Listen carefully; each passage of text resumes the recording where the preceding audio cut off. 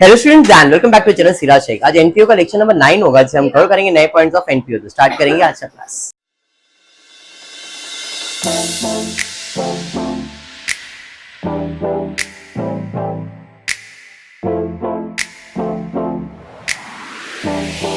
देखो, lecture number 9, 10, 11, 12 चार lecture लेने वाला हूं। मैंने पिछले लेक्चर में कहा था चारों लेक्चर इंपॉर्टेंट है और सबसे सिंपल पार्ट है। ये एनपीओ का सबसे इजी सम अगर कुछ है तो वो यही है। टेक्स्ट बुक पेज नंबर 79 सम नंबर 5। पेज नंबर 79 सम नंबर 5। अगर आप क्वेश्चन ध्यान से रीड करोगे तो क्वेश्चन में बोला है, from the following receipts and payment account and adjustment given below you are required to prepare income and expenditure account. You are required to prepare income and expenditure account. That's it.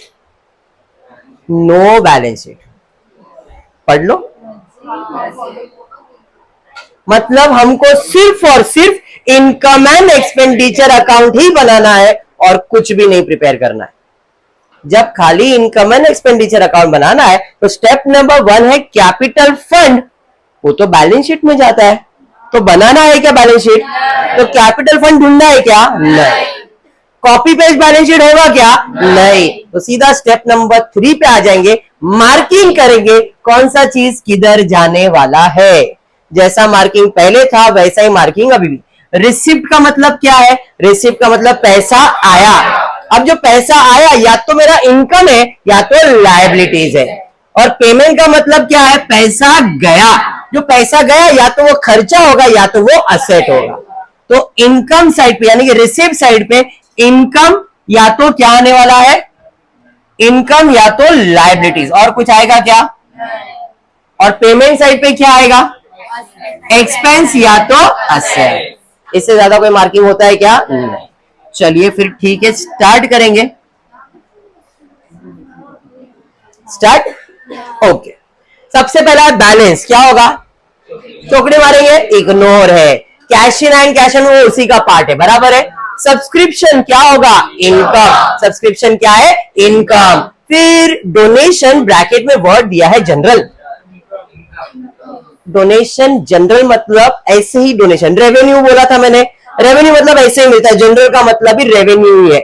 मतलब किसी ने आपको ऐसे ही donation दिया है। अगर ऐसे ही donation दिया तो किसी काम के लिए है क्या वो? तो ऐसे ही मिला मतलब इनकम है। फिर एंट्रेंस फीस इनकम है। Interest on fixed deposit income है। पिकनिक रिसिप्ट इनकम है। रेंट एक्सपेंस है। फिक्स्ड डिपॉजिट असेट है। सन्ड्री एक्सपेंस एक्सपेंस है। Insurance expense. Printing and stationery expense. Picnic expense expense. Salary expense. Travelling expense expense. Advertisement expense. Balance asset. Marking समझा? कुछ ऐसा point जो अपन ने नया किया इधर सब सेम है।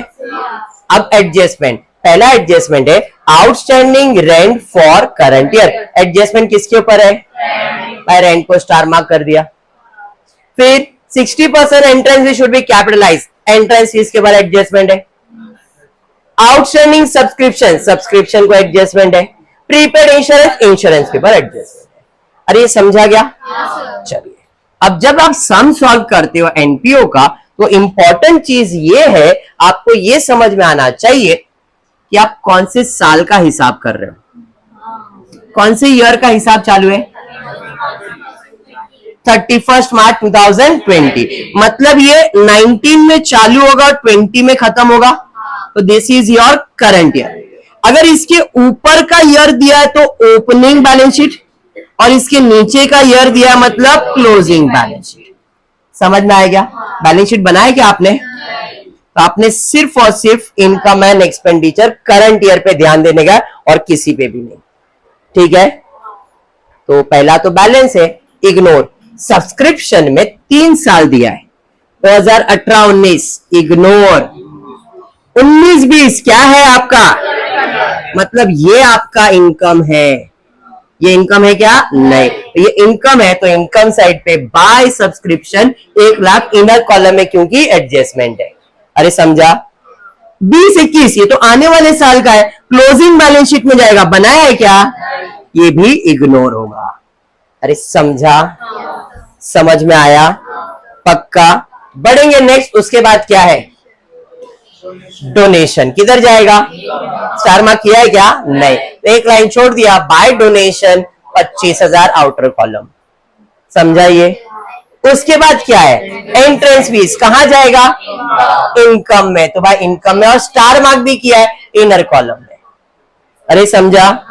उसके बाद इंटरेस्ट ऑन फिक्स किधर जाएगा, इनकम में, तो भाई इनकम में एक लाइन छोड़ दिया आउटर कॉलम में। एक लाइन क्यों छोड़ा, क्योंकि उसके बाद एडजस्टमेंट था।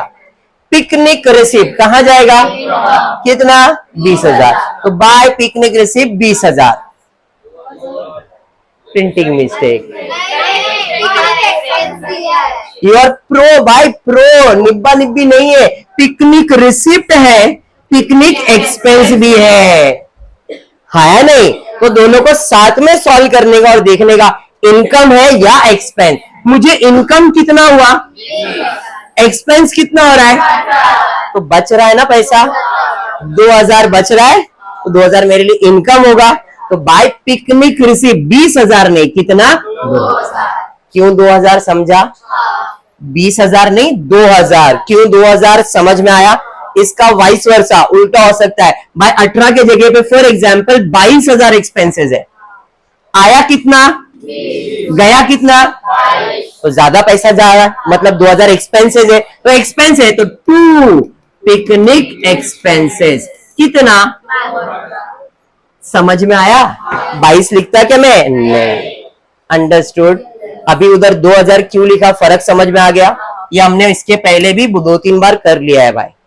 पिकनिक रिसिप्ट, पिकनिक एक्सपेंसेस साथ में सॉल्व किया, ठीक है।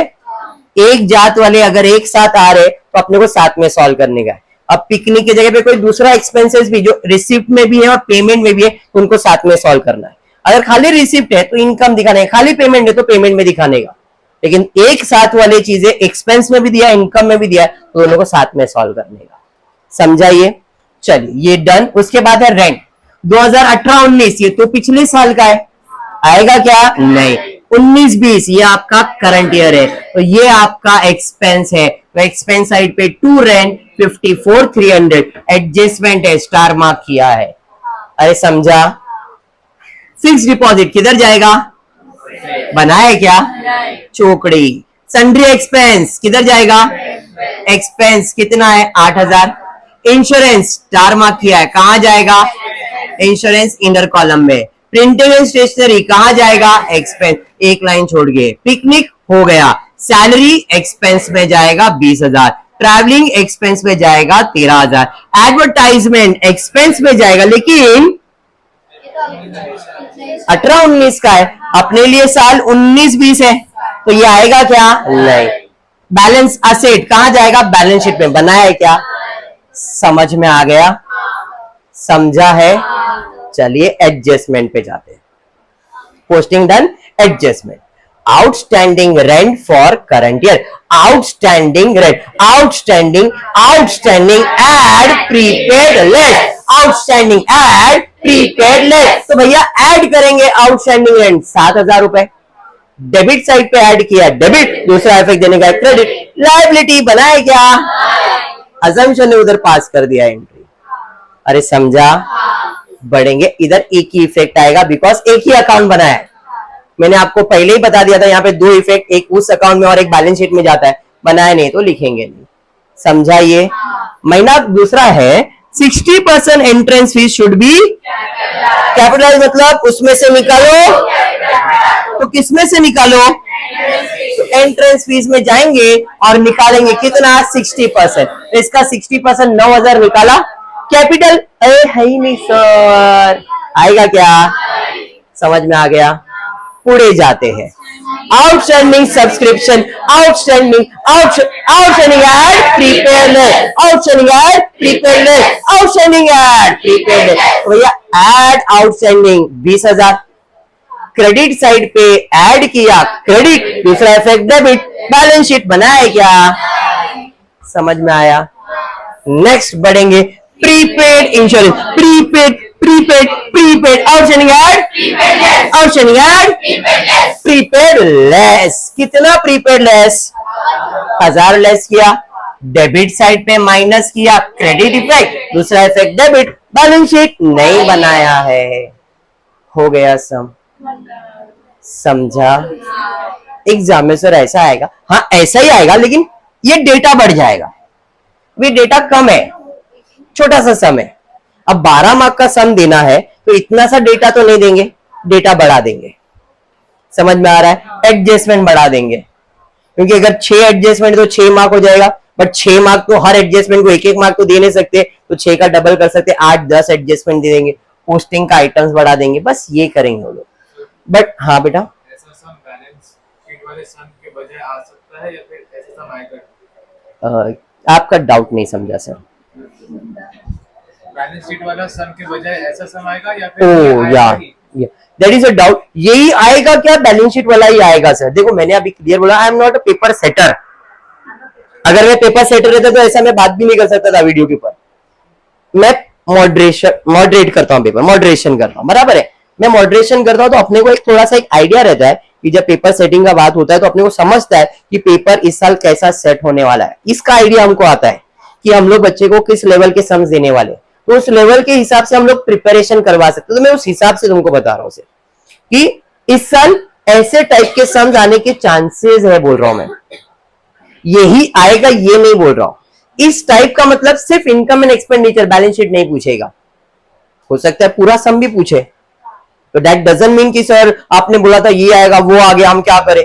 मैंने प्रिपरेशन तो सब करवाया, मैंने ऐसा तो नहीं बोला खाली यही पढ़ के जाओ वो मत पढ़ो, मैंने प्रिपरेशन में, आई एम जस्ट सेइंग कि इस टाइप के सम के आने के चांसेस है, तो इस पे फोकस करो, पढ़ के जाओ, ऑप्शन में मत रखो। और बहुत सिंपल है ये, पर हार्ड एंड फास्ट नहीं है कि इसमें बैलेंस शीट ना क्या टैली, कोई टेंशन नहीं है यहाँ पे। समझ में आया? अब क्लोजिंग करने का सबको आउटर कॉलम में डाल दिया। अब इनकम ज्यादा है तो उसमें से एक्सपेंस माइनस करेंगे, 38 क्या आया सरप्लस, दूसरा इफेक्ट जाएगा क्या? नहीं, ज्यादा सम। समझ में आया? तो ऐसे सम्स हम लोग अभी नेक्स्ट और 3 लेक्चर्स में लेने वाले, जिसमें सिर्फ और सिर्फ इनकम एंड एक्सपेंडिचर अकाउंट। हो सकता है 3 नहीं तो 2 लेक्चर लो, डबल डबल, क्योंकि ये सम करने में 5 मिनट जाता है खाली, बराबर है। तो हो सकता है मैं तो 3 लेक्चर लेने की जगह पे 2 लेक्चर में कंबाइन कर दूं, सम्स बढ़ा दूंगा, एक एक 2-2 करके, टोटल 4 सम करवाने वाला हूं जो आपके टेक्स्ट बुक में है। 2 अनसॉल्व है, 2 सॉल्व सम है, ये सॉल्व सम था और एक सम सॉल्व है और 2 अनसॉल्व सम है, ये चारों सम करवा दूंगा मैं तुमको, ठीक है क्या? और फिर उसके बाद और एक जो 2 लेक्चर लेने वाला, 2 और लेक्चर लेने वाला, वो दोनों सम भी इंपॉर्टेंट रहेगा, और ये हिसाब से आपका एनपीओ वाइंड अप हो जाएगा, ठीक है। मतलब बड़े बड़े टॉपिक्स खत्म और छोटे छोटे 10-10, 8-8 मार्क के टॉपिक्स हैं, जो कि है ठीक ठाक। अगर फाइनल अकाउंट और एनपीओ अच्छे से आ रहा है तो वो टॉपिक तो आपको चिंदी लगेगा, ठीक है। Bill of exchange, issue of shares, final account, NPO, ये सब चीजें करवा दिया है। अब जो टॉपिक बच गया admission, retirement, death and dissolution, ये 4 टॉपिक, और एक है कंपेरेटिव स्टेटमेंट, फाइनेंशियल स्टेटमेंट, ये करवा दूंगा, आपका अकाउंट्स वाइंड अप हो जाएगा, ठीक है। चलिए तो फिर आज के लिए इतना ही करते हैं। होपफुली वीडियो पसंद आए तो प्लीज वीडियो को लाइक कर देना, फ्रेंड ग्रुप में शेयर करना, चैनल को सब्सक्राइब करना। Thank you for watching the video.